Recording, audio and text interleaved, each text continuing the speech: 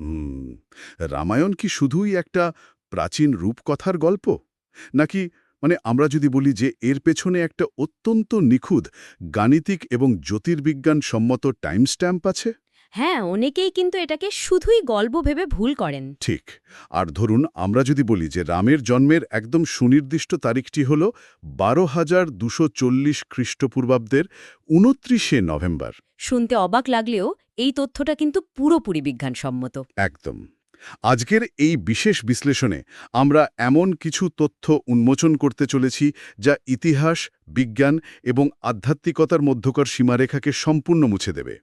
আমাদের আজকের আলোচনার কেন্দ্রবিন্দুতে রয়েছেন ভগবান বিষ্ণুর অবতার, মর্যাদা পুরুষোত্তম শ্রীরাম। হ্যাঁ, এবং শ্রী রামের জীবন দর্শন বা আজকের আধুনিক জীবনে রামনবমী উদযাপনের পেছনের বিজ্ঞানটা জানাটা অত্যন্ত জরুরি। ঠিক তাই।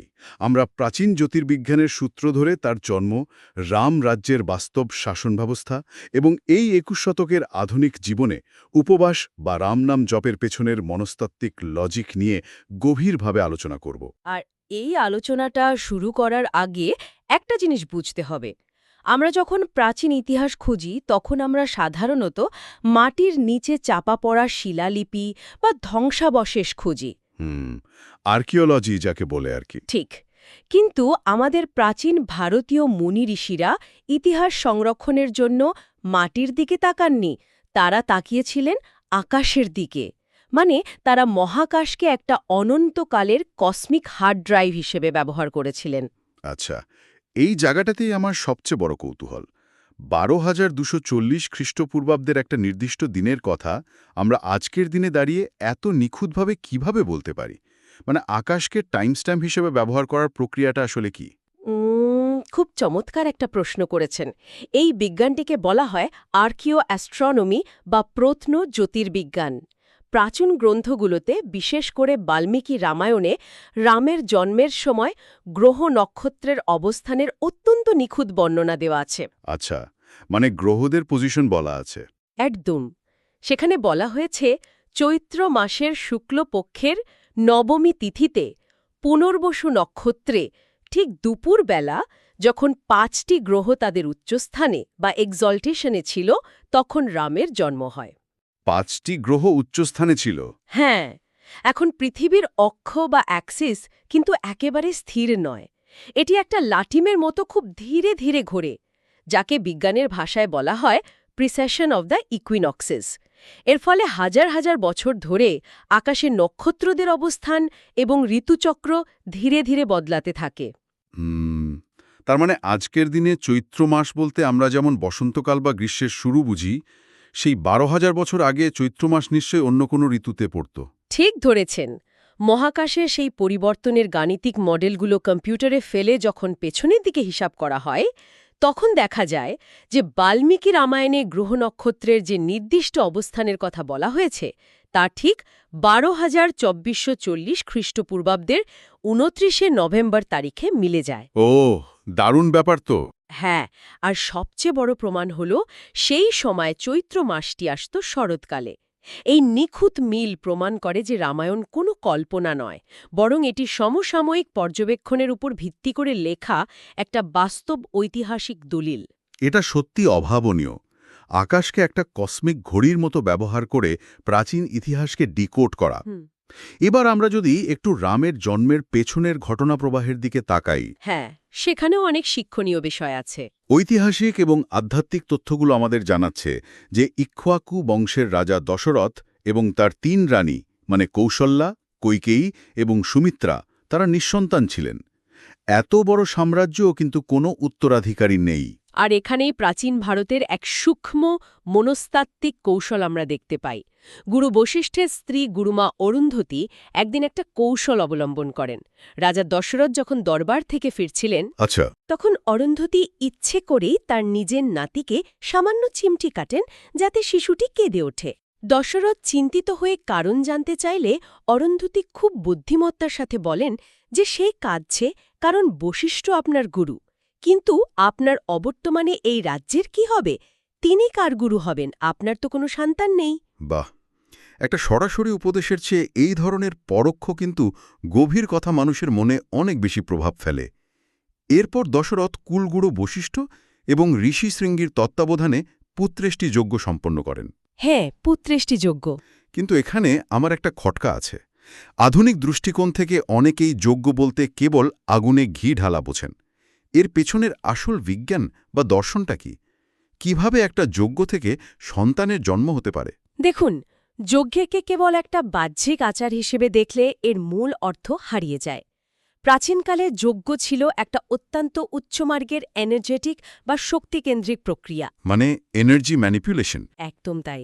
মন্ত্রের নির্দিষ্ট শব্দতরঙ্গ, আগুনের তাপ এবং ঋষেবের গভীর ধ্যানের মাধ্যমে একটা নির্দিষ্ট উদ্দেশ্যকে কেন্দ্র করে প্রকৃতির শক্তিকে ঘনীভূত করা হতো। এই যজ্ঞের শেষে যজ্ঞকুণ্ড থেকে প্রজাপত্য পুরুষ নামক এক ঐশ্বরিক সত্তা আবির্ভূত হন এবং একটা পাত্রে ক্ষীর বা পায়েস নিয়ে আসেন। আচ্ছা। এই ক্ষীরটি ছিল সেই ঘনীভূত মহাজাগতিক শক্তির একটা ভৌত রূপ। এই ক্ষীর বন্টনের প্রক্রিয়াটিও কিন্তু অত্যন্ত চমৎকার। কৌশল্যা প্রথম অংশ পান, তারপর কৈকেয়ী। কিন্তু সুমিত্রার পালার সময় কৌশল্যা এবং কৈকেয়ী উভয়েই নিজেদের অংশ থেকে কিছুটা তাকে দেন, ঠিক। যার ফলে সুমিত্রা যমজ সন্তান অর্থাৎ লক্ষণ এবং শত্রুঘ্নের জন্ম দেন। রাজপরিবারের ভেতরে ক্ষমতার দ্বন্দ্বের বদলে এই যে পারস্পরিক ত্যাগ এবং ঐক্য, এটি একটি বড় শিক্ষণীয় বিষয়। অন্যদিকে এই একই সময় দেবতাদের জগতে একটা বড় সংকট চলছিল রাবণকে নিয়ে, তাই না? হ্যাঁ, লঙ্কার রাজা রাবণ ছিলেন অত্যন্ত জ্ঞানী এবং শক্তিশালী, কিন্তু তার ভেতরে ছিল চরম অহংকার। তিনি ব্রহ্মার কাছে অমরত্বের বর চেয়েছিলেন। কিন্তু অমর তো কেউ হতে পারে না। ঠিক তাই। আর অহংকারের বশবর্তী হয়ে তিনি বলেছিলেন যে দেবতা, দানব বা রাক্ষস কেউ যেন তাকে হত্যা করতে না পারে। কিন্তু তিনি মানুষের কথা উল্লেখই করেননি, কারণ তিনি ভেবেছিলেন মানুষ অত্যন্ত দুর্বল প্রাণী, মানুষ আর তার কি ক্ষতি করবে।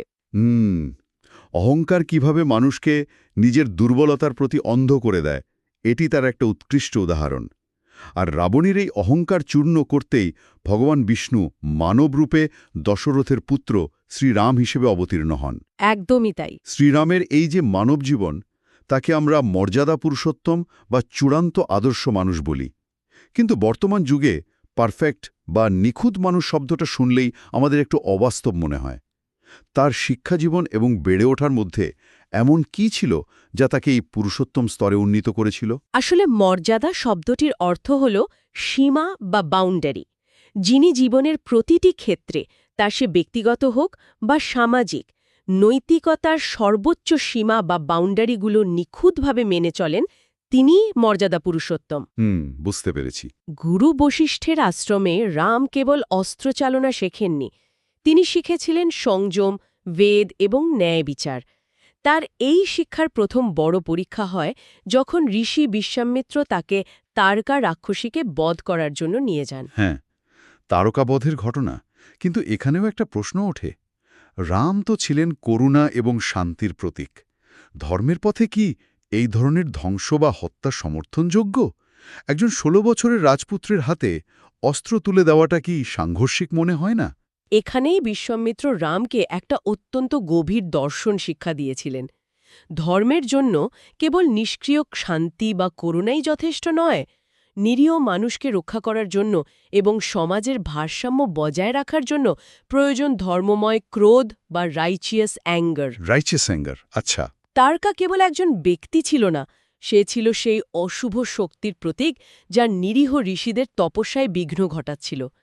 তাকে বধ করার মাধ্যমে রাম প্রমাণ করেন যে প্রয়োজনে অস্ত্র তুলে নেওয়াটা ধর্মেরই একটা অংশ, যদি তার উদ্দেশ্য হয় বৃহত্তর কল্যাণ। অসাধারণ একটা পয়েন্ট। এরপর মিথিলায় রাজা জনকের সভায় শিবের ধনু ভঙ্গ করে সীতাকে বিবাহ করা এবং অযোধ্যায় ফিরে আসা। কিন্তু গল্পের সবচেয়ে বড় মোড়টা আসে রাজ্যাভিষেকের ঠিক আগে। হ্যাঁ, রানী কৈকেয়ীর সেই দুটি বরের কারণে। ঠিক, রানী কৈকেয়ীর দুটি বরের কারণে রামকে ১৪ বছরের বনবাসে যেতে হয়। এখন একটু আধুনিক দৃষ্টিকোণ থেকে দেখলে বা ক্রিটিক্যালি চিন্তা করলে মনে হতে পারে ১৪ বছরের বনবাস, এটা তো এক ধরনের টক্সিক ওবিডিয়েন্স বা পিতার প্রতি অন্ধ আনুগত্য। অনেকেই এমনটা ভাবেন। একজন অত্যন্ত যোগ্য যুবরাজ কেন বিনা প্রতিবাদে জঙ্গল বেছে নেবেন? এর পেছনে কি বৃহত্তর কোনো কৌশল ছিল? অত্যন্ত যৌক্তিক একটা প্রশ্ন। আপাত দৃষ্টিতে এটা পিতার আদেশের প্রতি আনুগত্য মনে হলেও এর গভীরে ছিল এক সুদূর প্রসারী কৌশল এবং ঐশ্বরিক পরিকল্পনা।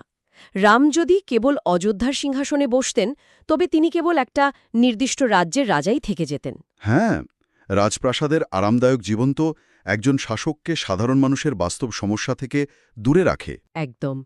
বনবাসের এই ১৪ বছর রামকে রাজপ্রাসাদের সুরক্ষিত আবরণ থেকে বের করে সমগ্র ভারতবর্ষের প্রান্তিক মানুষের সাথে যুক্ত করেছিল। তিনি দণ্ডাকারণ্য থেকে শুরু করে বিভিন্ন ঋষিদের আশ্রম রক্ষা করেছেন রাক্ষসদের অত্যাচার থেকে। সমাজকে মুক্ত করেছেন। তার মানেই বনবাস তাকে যুবরাজ থেকে সমগ্র ভারতের ধর্মরক্ষকে পরিণত করেছিল। ঠিক তাই, আরামের জীবন ত্যাগ করে বৃহত্তর উদ্দেশ্য পূরণের জন্য নিজেকে প্রস্তুত করা। আর এই যাত্রায় সীতা এবং ভাই লক্ষ্মণও তার সঙ্গী হন। প্রাচীন গ্রন্থগুলোতে লক্ষ্মণকে আদিশেষের অবতার বলা হয়েছে। এই আদিশেষ জিনিসটা আসলে কি এবং লক্ষ্মণের চরিত্রের সাথে সম্পর্ক কি? আদিশেষ বা অনন্তশেষ হল সেই মহাজাগতিক অনন্ত সাপ যার ওপর ভগবান বিষ্ণু বিশ্রাম নেন। আধ্যাত্মিক অর্থে আদিশেষ হল মহাবিশ্বের ফাউন্ডেশন বা মূল ভিত্তি, যা সবকিছুকে ধারণ করে রাখে। আচ্ছা, লক্ষ্মণের চরিত্রটিও ঠিক তেমনই। তিনি ১৪ বছর ধরে ঘুমননি, তিনি ছিলেন রামের অবিরাম পাহারাদার এবং শক্তির প্রধান ভিত্তি। রামের সমগ্র অভিযানে লক্ষ্মণ সেই ফাউন্ডেশনের কাজটাই করেছেন, যেমনটা আদিশেষ মহাবিশ্বের জন্য করেন। অসাধারণ একটা মেটাফর। এবার আমরা যদি মহাকাব্যের সবচেয়ে বড় সংঘাতের দিকে এগোই, মানে সীতাহরণের ঘটনা। রাবণের বোন শূর্পণখার নাক কাটার ঘটনার পর অহংকারী রাবণ ছদ্মবেশে সীতাকে হরণ করে লঙ্কায় নিয়ে যায়। আর এরপরই রামের সাথে সাক্ষাৎ হয় বজরংবলী হনুমানের। হনুমানের আগমন রামায়ণের অন্যতম গুরুত্বপূর্ণ অধ্যায়। হনুমানকে তো শিবের অবতার বলা হয়। হ্যাঁ, হনুমানকে শিবের একাদশ রুদ্র অবতার বলা হয়।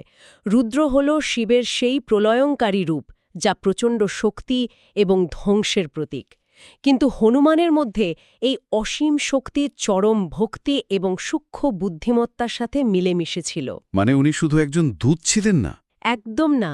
হনুমান কেবল একজন বার্তাবাহক ছিলেন না, তিনি ছিলেন রামের ঐচ্ছিক শক্তির একটা সম্প্রসারণ। হনুমান সুগ্রীব এবং বানর সেনার সাহায্যে সমুদ্রের ওপর রামসেতু নির্মাণ করে রাম লঙ্কায় পৌঁছান।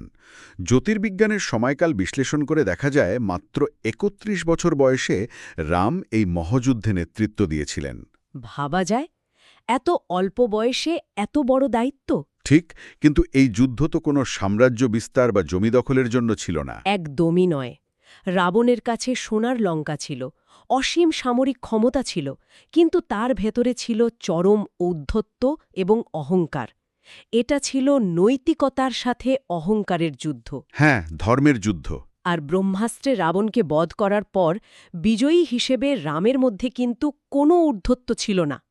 রাবণের মৃত্যুর পর রাম লক্ষ্মণকে পাঠিয়েছিলেন রাবণের কাছ থেকে রাজনীতি এবং কূটনীতির জ্ঞান নিতে, যা শত্রুর প্রতি তার অসীম সম্মানের প্রমাণ। সত্যি মহানুভবতা।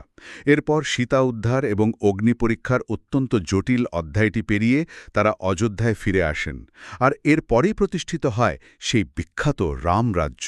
হ্যাঁ, রামরাজ্য। রামরাজ্য বলতে আসলে কি বোঝায়? শুধু তো সবাই খুব সুখে শান্তিতে ছিল বললে আধুনিক মন মানবে না। এর গভীরে নিশ্চয়ই কোনো সুনির্দিষ্ট শাসনতান্ত্রিক মডেল বা মেকানিজম ছিল। অবশ্যই ছিল। রামরাজ্য কোনো ইউটোপিয়া বা কাল্পনিক রাজ্য নয়, এটা ছিল একটা অত্যন্ত সুগঠিত বিকেন্দ্রীকৃত শাসন ব্যবস্থা বা decentralised governance model. Decentralised governance মানে ক্ষমতার ভাগাভাগি? হ্যাঁ, এর মূল ভিত্তি ছিল শাসক এখানে ক্ষমতার অধিকারী নন, বরং তিনি হলেন প্রধান সেবক বা ট্রাস্টি। আজকের দিনে আমরা সমাজে এত সংঘাত দেখি কারণ আমাদের আধুনিক সমাজ হল রাইটস বা অধিকার ভিত্তিক। সবাই নিজের অধিকার নিয়ে লড়ছে। একদম ঠিক কথা। কিন্তু রামরাজ্য ছিল কর্তব্য বা ডিউটি ভিত্তিক সমাজ। যখন প্রতিটি স্তরের মানুষ, তা সে রাজা হোক বা সাধারণ নাগরিক, নিজের কর্তব্যের প্রতি সৎ থাকে, তখন অন্যের অধিকার এমনিতেই সুরক্ষিত হয়। বাহ! সেখানে বিচার ব্যবস্থা এতটাই উন্মুক্ত ছিল যে সমাজের একেবারে প্রান্তিক মানুষটিও সরাসরি রাজার কাছে ন্যায় বিচার চাইতে পারত। কর্তব্য ভিত্তিক সমাজ, কি অসাধারণ একটা কনসেপ্ট। যখন আমরা নিজের দায়িত্ব পালন করি তখন সমাজ এমনিতেই সুরক্ষিত থাকে। রামের এই সুমহান জীবন দর্শন ও রামরাজ্যের এই ঐতিহাসিক মডেল তো আমরা জানলাম। এবার আমরা যদি এই ১২-১৪ হাজার বছর আগের ইতিহাস থেকে আজকের ২১ শতকের বাস্তবতায় ফিরে আসি। হ্যাঁ, আধুনিক সময়ের কথা। একজন আধুনিক মানুষ রামনবমী কিভাবে পালন করবেন? এর পেছনের আচারগুলোর আসল লজিক কি? দেখুন, রামনবমীর উদযাপন কেবল কিছু বাহ্যিক আচারের মধ্যে সীমাবদ্ধ নয়। এর একটা গভীর মনস্তাত্ত্বিক এবং শারীরিক বিজ্ঞান রয়েছে। এদিন সকালে শ্রীরামের মূর্তিকে দুধ, মধু এবং জল দিয়ে স্নান করানো হয়। আচ্ছা, এটা তো একটা রিচুয়াল। এটা কেবল একটা রিচুয়াল নয়, এটা আমাদের নিজেদের ভেতরের কলুষতা বা নেতিবাচক চিন্তাকে ধুয়ে ফেলার একটা প্রতীকী রূপ। এরপর তুলসী এবং পদ্মফুল দিয়ে পুজো করা হয়, যা ভক্তি এবং মনস্তাত্ত্বিক পবিত্রতার প্রতীক। আর উপবাসের বিষয়টা? আমরা জানি এদিন ভক্তরা উপবাস রাখেন এবং বিশেষ করে শস্যজাতীয় খাবার বা গ্রেনস পরিহার করেন। এর পেছনের মেকানিজমটা আমি একটু বুঝতে চাই। অবশ্যই। আমি উপবাসকে আমাদের মনের ডিজিটাল ডিটক্সের মতো ভাবতে পারি, কিন্তু শস্য না খাওয়ার পেছনে শারীরিক বা আধ্যাত্মিক লজিকটা কি? এর একটা অত্যন্ত সুন্দর আয়ুর্বেদিক এবং আধ্যাত্মিক ব্যাখ্যা রয়েছে। শস্যজাতীয় খাবার পরিপাক করতে আমাদের শরীরে প্রচুর এনার্জি বা শক্তি খরচ হয়। মানে হজম করতে বেশি শক্তি লাগে। একদম। এই খাবারগুলোকে তামসিক বা রাজসিক বলা হয়, যা শরীরে এক ধরনের ভারী ভাব বা অলসতা তৈরি করে। যখন আমরা ধ্যান করতে বসি বা আধ্যাত্মিক সাধনা করি, তখন আমাদের মনকে সজাগ এবং শান্ত রাখতে হয়। আচ্ছা, বুঝতে পারছি। শস্য পরিহার করে ফল বা হালকা খাবার খেলে আমাদের শরীর সাত্ত্বিক অবস্থায় থাকে। পরিপাকতন্ত্রকে বিশ্রাম দিলে শরীরের ভেতরের সেই এনার্জিটি মস্তিষ্কে এবং মনস্তাত্ত্বিক স্তরে প্রবাহিত হয়, যা আমাদের মেডিটেশন বা ধ্যানে অনেক বেশি সাহায্য করে। তার মানে এটি কেবল শরীরকে কষ্ট দেওয়া নয়, বরং মনকে ধ্যানের জন্য উপযুক্ত ফ্রিকোয়েন্সিতে নিয়ে যাওয়ার একটা বৈজ্ঞানিক প্রক্রিয়া। দারুণ একটা পয়েন্ট। আর ধ্যানের ক্ষেত্রে রামের নাম জপ করার কথা বলা হয়। একটা নির্দিষ্ট শব্দ বা নাম বারবার জপ করা আধুনিক জীবনে স্ট্রেস এবং মানসিক চাপ থেকে কিভাবে মুক্তি দিতে পারে? যখন আমরা রাম শব্দটি জপ করি, এটা কেবল একটা নাম নয়, এটা একটা অত্যন্ত শক্তিশালী সাউন্ড ফ্রিকোয়েন্সি বা শব্দ তরঙ্গ। আমাদের আধুনিক মন তো সবসময় এদিক ওদিক ছুটছে, যাকে মাঙ্কি মাইন্ড বলা হয়। হ্যাঁ, সবসময় নোটিফিকেশনস আর ডিস্ট্র্যাকশনস। ঠিক। একটা মন্ত্র বা নাম জপ করা সেই অস্থির মনকে একটা নির্দিষ্ট জায়গায় নোঙর করতে সাহায্য করে। আর যখন আমরা রামের নামের ওপর ধ্যান করি, তখন আমরা মূলত তার গুণাবলী, মানে অসীম ধৈর্য, স্থিরতা এবং ক্ষমার ওপর ফোকাস করি। আচ্ছা। নিউরোপ্লাস্টিসিটির বিজ্ঞান বলে, আমরা যে বিষয়ের ওপর দীর্ঘক্ষণ মনোযোগ দিই, আমাদের মস্তিষ্ক সেই অনুযায়ী তার গঠন পরিবর্তন করে। তাই রামের ধ্যান করা মানে ধীরে ধীরে নিজের ভেতরে সেই গুণাবলীগুলোকে বিকশিত করা। এটা সত্যি খুব প্র্যাকটিক্যাল একটা বিষয়। আর আমাদের পাওয়া তথ্যগুলো বলছে রামনবমীর সবচেয়ে গুরুত্বপূর্ণ অংশটি হল দান বা চ্যারিটি করা, মানে ক্ষুধার্তকে অন্ন দেওয়া এবং অভাবগ্রস্তকে সাহায্য করা। একদম। কারণ আপনি যদি সারাদিন উপবাস করেন, ধ্যান করেন, কিন্তু মানুষের প্রতি আপনার মনে কোনো করুণা না থাকে, তবে সম্পূর্ণ প্রক্রিয়াটি অর্থহীন হয়ে যায়। ঠিক তাই। ভগবান রামের সমগ্র জীবন ছিল অপরের কল্যাণের জন্য নিবেদিত। তাই রামনবমীর দিনে নিজের সামর্থ্য অনুযায়ী অন্যের মুখে হাসি ফোটানো, দান করা, এগুলো রামের আদর্শকে নিজের জীবনে সক্রিয়ভাবে প্রয়োগ করার সবচেয়ে সরাসরি উপায়। তার মানে এটা শুধু পুণ্য অর্জনের ব্যাপার নয়। না, এটা হলো নিজের ভেতরের অহংকারকে ভেঙে অপরের সাথে যুক্ত হওয়া। তাহলে আজকের এই গভীর তথ্য অনুসন্ধান থেকে আমরা কি পেলাম? চলুন তার একটা সারসংক্ষেপ টেনে নিই। আমরা দেখেছি কিভাবে আর্কিও অ্যাস্ট্রোনমির সাহায্যে প্রাচীন খগোলিক হিসাব বিশ্লেষণ করে আমরা রামের জন্মের ১২,২৪০ খ্রিস্টপূর্বাব্দের নিখুঁত টাইম স্ট্যাম্প পেয়েছি। হ্যাঁ, একটা ঐতিহাসিক সত্য হিসেবে। আর আমরা বুঝেছি কিভাবে একজন রাজপুত্র তার সংযম এবং কর্তব্যের মাধ্যমে মর্যাদা পুরুষোত্তম হয়ে উঠলেন। তার বনবাস যে কেবল অন্ধ আনুগত্য ছিল না, বরং সমগ্র ভারতবর্ষকে একত্রিত করার একটা সুপরিকল্পিত কৌশল, তা আমরা জানলাম। ঠিক। আর আমরা দেখেছি সেই শাসন ব্যবস্থার মডেলটিও। একদম। অধিকার নয়, বরং কর্তব্যের ওপর ভিত্তি করে গড়ে ওঠা রামরাজ্যের সেই ডিসেন্ট্রালাইজড শাসন ব্যবস্থার মডেল। এবং সবশেষে রামনবমীর উপবাস এবং ধ্যানের পেছনের শারীরিক ও মনস্তাত্ত্বিক বিজ্ঞানটি আমরা ডিকোড করলাম। প্রাচীন জ্ঞান এবং আধুনিক বিজ্ঞানের এই যে মেলবন্ধন, এটা আমাদের শেখায় যে ইতিহাস কেবল অতীত নয়, এটা আমাদের বর্তমান জীবনকে আরও উন্নত করার একটা ম্যানুয়াল বা গাইডবুক। ঠিক। রামের জীবন আমাদের দেখায় যে শত প্রতিকূলতার মধ্যেও কিভাবে নিজের মূল্যবোধ এবং সীমার মধ্যে স্থির থাকতে হয়। খুব সুন্দর বলেছেন। শ্রোতারা যারা এতক্ষণ আমাদের এই বিশ্লেষণটি শুনছিলেন, তাদের উদ্দেশ্যে সবশেষে একটা ভাবনার বিষয় রেখে আমরা আজকের এই ডিপ ডাইভ শেষ করতে চাই। হ্যাঁ, অবশ্যই। মহাকাব্যের পাতায় রাম এবং রাবণের যুদ্ধ হয়তো হাজার হাজার বছর আগে শেষ হয়ে গেছে, কিন্তু আধ্যাত্মিক অর্থে এই যুদ্ধ আজও চলমান। রাম কোনো নির্দিষ্ট শরীর বা নিছক ঐতিহাসিক চরিত্র নন, তিনি একটা চিরন্তন চেতনা। ঠিক তেমনি রাবণও বাইরের কোনো রাক্ষস নয়, সে হল আমাদের ভেতরের অহংকার, লোভ এবং স্বার্থপরতার প্রতীক। আজকের এই তথ্যের ওভারলোড, মানসিক চাপ এবং প্রতিনিয়ত নৈতিক সংকটের পৃথিবীতে আমরা কি আমাদের সমস্যা সমাধানের জন্য বাইরের কোনো অবতার বা ত্রাতার জন্য অপেক্ষা করব, নাকি আমাদের নিজেদের ভেতরেই সেই ঘুমিয়ে থাকা রামরূপী চেতনাকে জাগিয়ে তুলে আমাদের ব্যক্তিগত জীবনের অহংকার নামক 10 মাথাওয়ালা রাবণকে ধ্বংস করার চেষ্টা করব? সত্যি, এটা ভাবার মতো একটা বিষয়। আকাশ হয়তো তারায় তারায় ইতিহাস লিখে রেখেছে, কিন্তু আমাদের কর্মের মাধ্যমেই কেবল আমাদের মনের ভেতরে এবং এই সমাজের রামরাজ্য প্রতিষ্ঠিত হতে পারে। এই বিষয়টা একটু ভেবে দেখবেন সবাই। আগামী পর্বে নতুন কোনো বিষয় নিয়ে আমরা আবার এভাবেই গভীরে প্রবেশ করব। ভালো থাকবেন।